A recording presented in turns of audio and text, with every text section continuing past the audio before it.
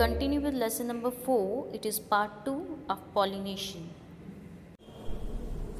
Now we will discuss bisexual and unisexual flowers. Bi means two, uni means one. Bisexual are those flowers in which both male and female reproductive parts are present, and unisexual are those flowers in which only one reproductive part is present, maybe male or maybe female. See this diagram. In this diagram, you are able to see both the female and male reproductive part of the flower. Both are present in one flower. So this sort of flowers are bisexual flower. Similarly, now you can see this diagram of androecium. Androecium, what it is? It is male reproductive part of the flower. In unisexual flower, may be androecium or male reproductive part, or maybe gynoecium or female reproductive part can be present. So such sort of flowers are known as unisexual flower. In bisexual flower, examples are China rose and gulmohar.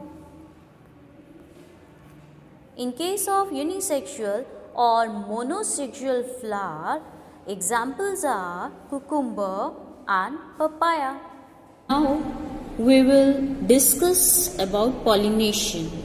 What is pollination first?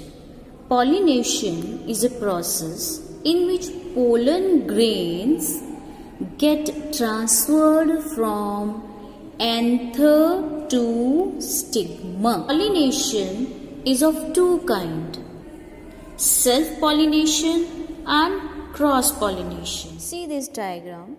This is the diagram of self-pollination.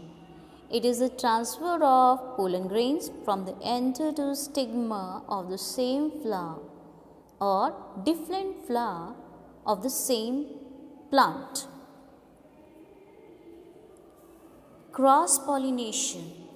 Through the diagram, it is clear that pollen grains are transferred from anther of one flower to the stigma of another flower of the same species. Pollination can be done with help of insect, wind or water. You can see how insects are helpful in the pollination process for the plants. Now go through the book about self-pollination, what they have written. It is the transfer of pollen grain from anther to the stigma of the same flower or different flower of the same kind. Then cross-pollination, it is the transfer of pollen grains of one flower to the stigma of, this is pollen grain from anther and stigma of another flower of the same species. Now why pollination is necessary and why the plants need pollination? Reason being is that pollination is mutually beneficial to plants and the pollinators.